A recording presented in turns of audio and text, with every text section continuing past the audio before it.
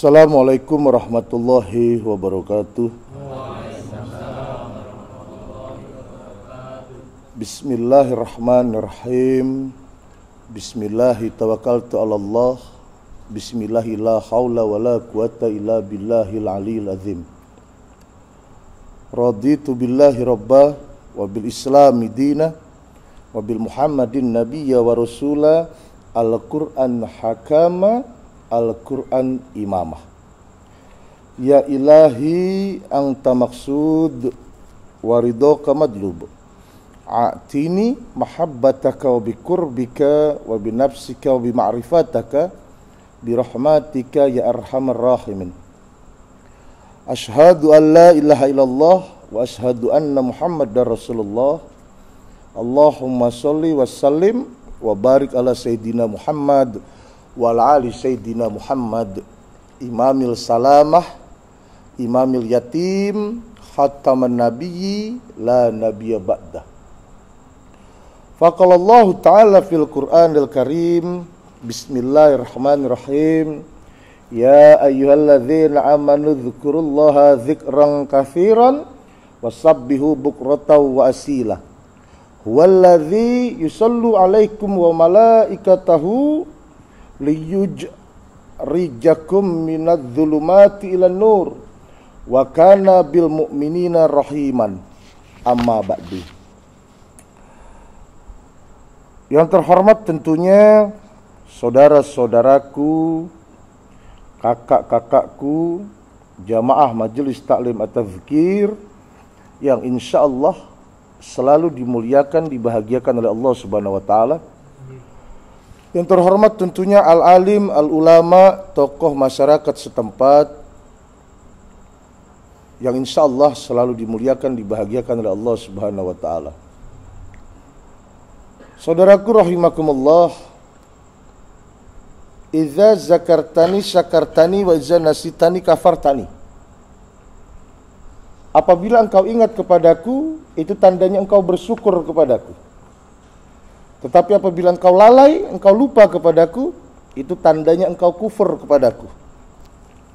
Maka kami mengajak diri kami pribadi, juga mengajak kepada kakak-kakak, kepada ikhwan, ayo kita banyak mengingat Allah dengan sholat, dengan membaca Al-Quranul Karim, dengan bertasbih. Itulah wujud seorang hamba, wujud seorang manusia berterima kasih kepada Allah Subhanahu wa taala.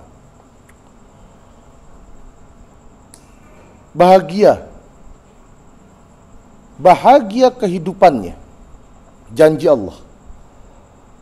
Bagi mereka yang selalu bersyukur kepada Allah, akan dibahagiakan oleh Allah Subhanahu wa taala. Syukur ini mudah diucap tapi sulit diperbuat.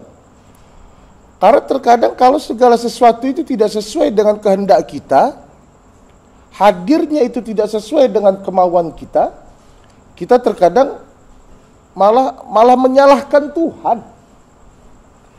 Saya sudah sholat, saya sudah puasa, saya sudah zikir, saya sudah tahajud, tapi doa ini kok belum dikabul-kabul. Kok masih susah aja hidup saya. Banyak yang seperti ini. Termasuk yang bicara, termasuk saya pribadi. Dan sedangkan yang dikatakan syukur, yang sebenar-benarnya syukur, diangkat tangannya. Tidak sesuai dengan kemauannya, alhamdulillahirabbil alamin, ya Allah. Proyeknya ini masih meleset, ya Allah. Mungkin rezekinya masih belum baik untuk saya, ya Allah. Kau tidak hadirkan, ya Allah. Mungkin inilah yang terbaik untukku. Selalu alhamdulillah apapun yang dihadirkan oleh Allah di dalam kehidupan. Maka sekali lagi kami mengajak diri kami pribadi, juga mengajak kepada kakak-kakakku, kepada jamaah, ayo bersama-sama kita terus menerus, tak bosan tak henti berterima kasih kepada Allah Subhanahu wa ta'ala. Macam-macam caranya, ada yang dengan mengangkat tangannya, ada yang dengan berdoa, ada yang dengan bersujud dia. Terima kasih ya Allah, alhamdulillah dari pagi hingga malam hari ini ya Allah, nikmat-Mu ada bersamaku. Terima kasih ya Allah, Kau berikan yang terbaik di dalam kehidupanku. Mohon izin ya Allah, mau istirahat sejenak. Tolong ya Allah, buatlah tubuh ini terbiasa dekat kepadamu. Selalu syukur, syukur, dan syukur.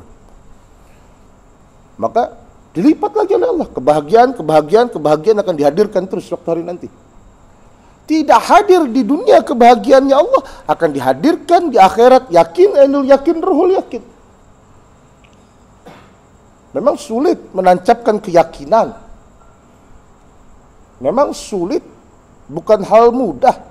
Mau benar-benar yakin kepada Allah Subhanahu wa ta'ala, bukan hal yang mudah. Godaannya besar, ujiannya berat. Karena yang namanya nafsu, yang namanya iblis, syaitan, rojim ini tadi benar-benar selalu berupaya mengincar anak-anak Adam supaya dia tidak berterima kasih kepada Tuhannya, supaya tidak beribadah kepada Allah Subhanahu wa ta'ala. Apalagi yang dulunya akrab, yang dulunya berteman, yang dulunya bersahabat dengan iblis. Apa maksudnya bersahabat dengan iblis? Doyan narkoba, doyan khamar, alkohol, doyan berzina, doyan mukul orang, doyan mengambil barang orang, gitu. Yang setiap hari bersamanya. Di saat dia mendapatkan hidayah dan dia ambil hidayah ini tadi, bukan hal yang mudah. Kenapa bukan hal yang mudah? Karena teman-teman dan sahabatnya bergerombol agar diambil lagi untuk bergabung lagi bersamanya. Maka susah dipakai tubuh ini ibadah, maka susah dipakai lisan ini untuk berzikir, maka berat diajak bersolawat, berat diajak untuk memanggil-manggil nama Allah, berat diajak untuk membuka Al-Quranul Karim. Karena kekuatan iblis ini tadi, mereka marah. Si Fulan bin Fulan mau dekat kepada Allah Subhanahu wa ta'ala. Saudaraku rahimakumullah, kalau sudah dekat, alhamdulillah dia bisa menahan dari godaan. Dia belajar dekat kepada Allah, dia belajar redo bertuhankan Allah, dia belajar berterima kasih dengan apa yang dihadirkan oleh Allah. Satu, jangan sok-sokan menghina yang belum dekat. Terkadang sudah merasa benar, terkadang kowe cek ngombe, masih minum, masih ini. Terkadang disepelekan. Dia lupa padahal dulu dia adalah sahabat dan temannya. Jangan dihina, jangan diherdik, jangan dibenci, tetapi bagaimana diajak, dibaiki agar mereka mau bersama-sama kembali menjalankan perintah Allah Subhanahu wa ta'ala. Ayo, saya mengajak diri saya pribadi, juga mengajak kepada kakak-kakak, ayo, kepada ikhwan, ayo minta sama Allah agar tubuh ini dijadikan jembatan pembawa kebaikan. Ayo minta kepada Allah agar ilmu ini menjadi manfaat. Ayo minta kepada Allah agar harta bermanfaat. Ayo minta kepada Allah agar tenaga bermanfaat. Ayo minta kepada Allah agar kita dijadikan pembawa hidayah, agar kita dijadikan jembatan pembawa kebaikan untuk saudara-saudara kita yang belum baik. Dulu kita ajak minum gampang, kita ajak ke kafe, karaoke, cari perempuan gampang, kita ajak bersenang-senang gampang. Kok giliran diajak baik betapa sulitnya. Disitulah kita tahu bagaimana Rasulullah SAW memperjuangkan agama Allah ini tadi. Bagaimana Rasulullah SAW dengan darahnya, dengan tenaganya, dengan keringatnya, dengan hartanya mengajak umat agar menjadi umat muslim di zamannya. ternyata tidak semudah membalikkan telapak tangan. Penuh tantangan, penuh godaan, penuh dengan rintangan. Kalau nggak percaya, coba buktikan. Saudara-saudaramu yang dulu sering kau ajak untuk bernakal-nakal ria, kau ajak berfoya-foya, bersenang-senang ria, berzinah ria, berkhamr ria, bernarkoba ria. Sekarang kau buktikan, kau ajak mereka untuk menuju jalan kebenaran ya Allah. Subhanallah, bukan hal yang mudah, tetapi tidak mungkin kalau tubuh ini sudah dipakai oleh Allah. Kalau Allah sudah menghendaki kun fayakun, maka tidak menutup kemungkinan kau bisa membawa mereka untuk kembali kepada Allah. Kau bisa mengajak mereka untuk belajar bersama-sama dengan diri kita, mengarungi perjalanan menuju redha Allah. Ayo, semangat tuh. Tumbuhkan ghirahnya, paksa. Maka dekatilah Allah. Bagaimana kita mendekati Allah? Fungsikan waktu yang sudah diberikan oleh Allah selama 24 jam ini dengan baik dan benar. Alhamdulillah, saya sudah 38 tahun dikasih kesempatan hidup oleh Allah. Bapak Muzaini berapa tahun sudah? 58 tahun dikasih kesempatan hidup oleh Allah. Opa berapa tahun sudah? 65 tahun sudah dikasih kesempatan hidup oleh Allah. Yang masih muda-muda saudara-saudaraku, ayo. Jangan sia-siakan waktu yang diberikan oleh Allah Subhanahu wa taala. Tapi juga jangan asal-asalan mempergunakan waktu. Oh, saya kalau gitu saya sudah tobat, saya mau ibadah terus. Gak bagus juga ibadah terus-terusan. Saya mau buka Quran terus. Jadi dari bangun tidur sampai tidur sampean baca Quran, ya gak boleh juga. Oh, dari bangun tidur sampai tidur saya mau ibadah, mau sholat, ya belum boleh juga. Kenapa nggak boleh? Bagaimana keluargamu, bagaimana anakmu, bagaimana pekerjaanmu. Maka ayo kita manajemen waktu kita dengan baik dan benar yang telah diberikan oleh Allah Subhanahu wa ta'ala. 24 jam dikasih waktu oleh Allah. 6, 7, 8 jam pakailah untuk istirahat. Masih ada berapa sisa? Masih ada 18 jam. 8 jam lagi pakailah untuk bekerja. Masih ada berapa sisa?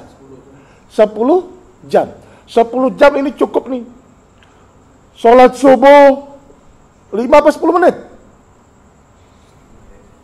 5 menit. Duhur 2 apa 5 menit? 5 menit. Berarti 5 kali sholat sudah 25 menit. 25 menit. 25 menit, 5 waktu. Usahakan agar sholat ini bisa khusyuk. Bagaimana caranya? Alhamdulillah saya sudah belajar, belum bisa. Saya sudah belajar bertahun-tahun, belum bisa khusyuk. Saya belajar sholat dari akil balik sampai sekarang, alhamdulillah, belum ketemu yang namanya khusyuk dalam 5 waktu.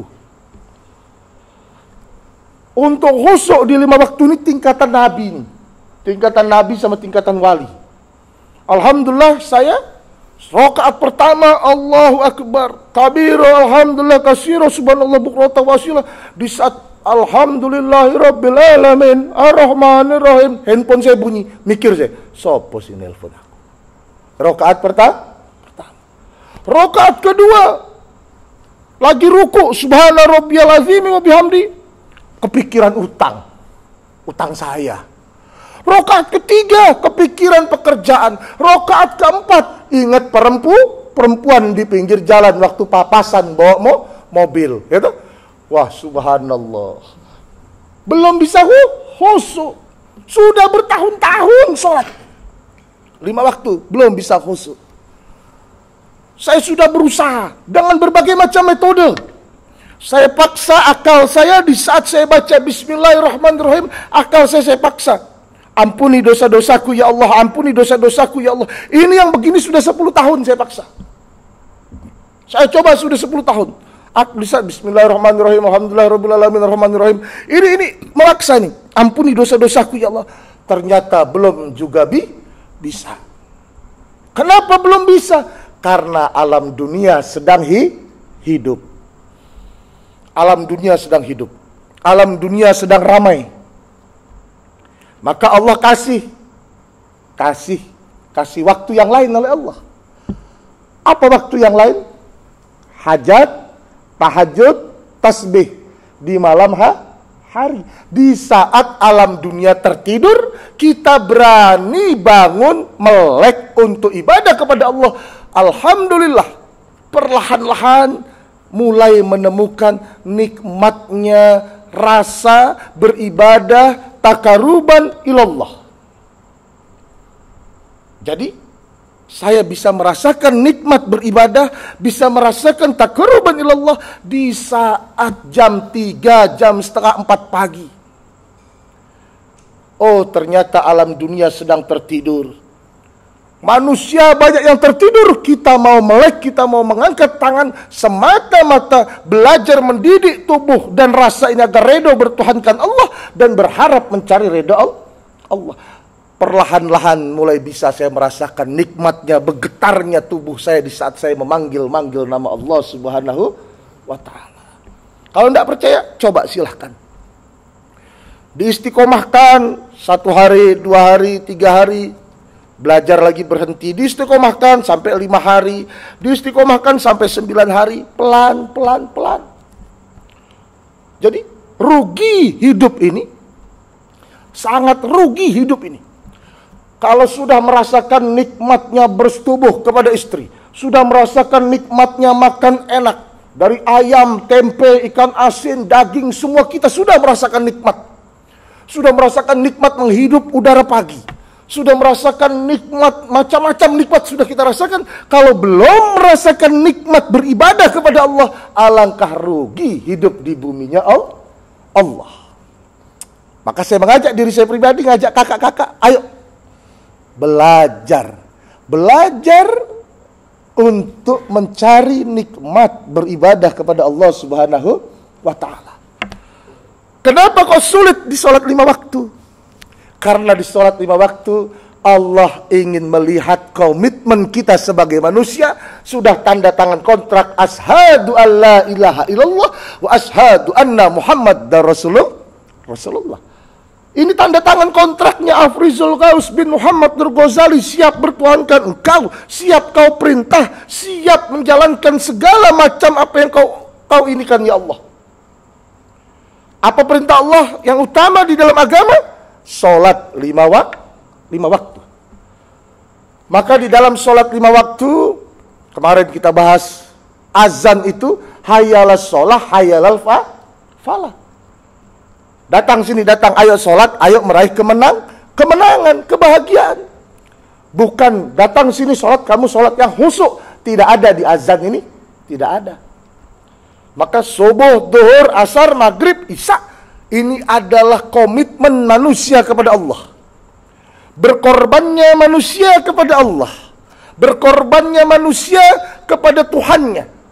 Di saat dia sedang bersenang-senang ria, dipanggil dia mau datang atau tidak. Di saat dia sedang bekerja, dipanggil dia datang atau tidak. Penting mana? Penting Allahnya atau penting pekerjaannya? Penting senang-senangnya atau penting Allahnya? Kalau orang yang sedang belajar bertuhan, sedang belajar bertauhid, maka Allah dibuat berarti bagi dirinya. Allah yang sudah berperan dalam 24 jam 1 kali hari, selama 65 tahun, selama 58 tahun, selama 38 tahun, ada sudah selama 40 tahun, Allah berperan di dalam kehidupan kita, mencukupi segala kebutuhan kita. Kalau kita buat Allah tak berarti di dalam kehidupan kita, mau jadi apa dan akan kemana kita? Saudaraku rahimakumullah, maka ayo buat Allah berarti. Buatlah Allah itu segala-galanya. Saiki awake dhewe takut sama corona. Sekarang kita takut sama corona, gak takut sama Allah. Subhanallah, kurang ajar. Berhati-hati dengan corona, tapi dia tidak berhati-hati dalam menjaga hubungannya kepada Allah. Asal-asalan dalam berhubungan kepada Allah, serampangan dalam berhubungan kepada Allah, kurang ajar. Dia sayang keluarganya, Dia sayangi dirinya agar tidak kena penyakit corona. Tetapi dengan hukum-hukum Allah, dengan perintah-perintah Allah tidak dia jaga dan benar, dia tidak sayang kepada Allah, kurang ajar jadi manusia. Ingat, Allah menghadirkan corona untuk mendidik kita lebih disiplin. Allah menghadirkan corona untuk mendidik kita lebih rahman dan rahim. Allah menghadirkan corona untuk kita lebih takut lagi. Takut agar diri ini bisa kembali kepada Allah dalam keadaan husnul khotimah. Takut kalau tidak diterima diri ini dalam keadaan husnul khotimah. Takut mati sia-sia. Saudaraku rahimakumullah. Maka ayo bersama-sama kami mengajak kepada saudara-saudara, kepada diri kami pribadi, utamakan perintah Allah. Buat Allah berarti. Setelah kau buat Allah berarti, wujudkan di dalam kehidupan. Setelah kau berritual kepada Allah, bersosiallah kau kepada hamba-hamba Allah. Kalau kau bisa baik, hubunganmu terjaga dengan Allah, buktikan terjaga dengan baik sesama manusia. Hablum minallah, hablum minan nas. Sebagaimana perintah Allah, jangan jadikan hubunganmu dengan Allah percuma kalau kau tak mau berbagi kepada sesama. Jangan jadikan sholatmu, puasamu, zikirmu percuma tak dinilai oleh Allah kalau kau tak mau mengeluarkan sedikit hartamu untuk membantu fakir, miskin, yatim piatu dan duafa. Bohong kalau katanya dia belajar bertauhid, berritual, berzikir, berpuasa, tetapi tak ada wujud di dalam kehidupannya. Tak ada wujud di dalam kehidupannya. Dia tak mau melihat saudaranya yang sakit. Dia tak peduli kepada mereka yang sedang kesulitan, kesusahan di mana ada wabah saat ini. Kalau dia tak mau berbagi, subhanallah saudaraku, bohong. Tak ada arti ritualmu, zikirmu, puasa dan sholatmu di hadapan Allah subhanahu wa ta'ala. Begitupun sebaliknya.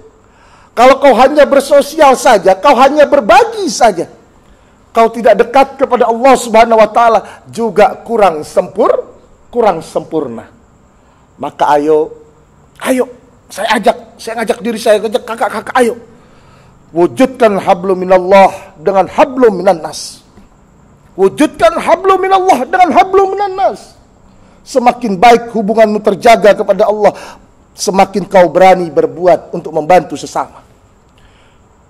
Tahu nggak? Yang sangat dinilai oleh Allah itu apa di saat kita berbagi, membantu yatim piatu, fakir miskin? Bukan di saat kita sedang banyak uang, bukan di saat kita sedang berlimpah harta. Kalau kita berlimpah harta, berbagi itu sudah hal biasa dan wajar. Di saat kita serba terbatas, kita mau mengorbankan sedikit harta kita untuk mereka yang lebih membutuhkan dari kita, untuk mereka yang keadaannya lebih sulit dari kita. Kita terbatas, tapi kita mau mengorbankan sedikit roti, sedikit beras kita untuk mereka. Inilah yang dinilai oleh Allah subhanahu wa ta'ala. Dan inilah wujud syukur manusia. Terima kasih. Nggak terima terus nggak mau ngasih, zalim. Kalau cuma terima nggak mau ngasih, namanya zalim. Maka ayo bersama-sama tingkatkan semangat iman dan Islam kita. Sesuaikan dengan tindakan kita ibadah kita sesuaikan dengan tindakan. Tindakannya apa? Rahman dan Rahim. Sifat Allah, bagaimana Rahman dan Rahim itu juga ada di dalam kehidupan kesehari-harian kita bersama. Selesai ngaji, kita sholat bersama, sholat hajat, setelah itu zikir dan doa. Kita minta kepada Allah agar kehidupan ini semakin bermanfaat. Kita minta kepada Allah agar mulia dunia akhirat. Kita minta kepada Allah agar orang tua kita dijauhkan dari api neraka Allah, diampuni segala dosanya. Dan kita doakan seluruh saudara-saudara kita yang sedang kesulitan. Kita doakan mereka yang membenci, yang mengkhianati, yang memfitnah kita. Kita doakan agar mereka hidup bahagia bersama-sama. Kita berzikir dan berdoa. Mungkin ini tidak seperti biasa, kita ngaji per kelompok, karena situasi dan kondisi sesuai perintah Presiden Jokowi, belum baik dan belum bagus. Insya Allah kalau sudah bagus, kita akan kumpul bersama-sama lagi. Untuk sementara setiap hari per kelompok bergantian 15 sampai 10 sampai 15 orang dengan tetap jaga kesehatan. Dan alhamdulillah berkat rahmat Allah juga kita insya Allah akan berbakti sosial. Dan insya Allah setiap 1 bulan sekali Majelis Taklim At-Tazkir Jalan Pulau Yoni, Denpasar, Pulau Dewata, Bali akan mengadakan baksos 100 paket sembako untuk saudara-saudara kita yang membutuhkan. Dan insya Allah akan diadakan 1 bulan sekali sebanyak 100 paket. Zahiran wal batinan, tutur pitutur saya ngelantur tidak teratur, tingkah saya kurang sopan, mohon dibukakan pintu maaf sebesar-besarnya. Wassalamualaikum warahmatullahi wabarakatuh.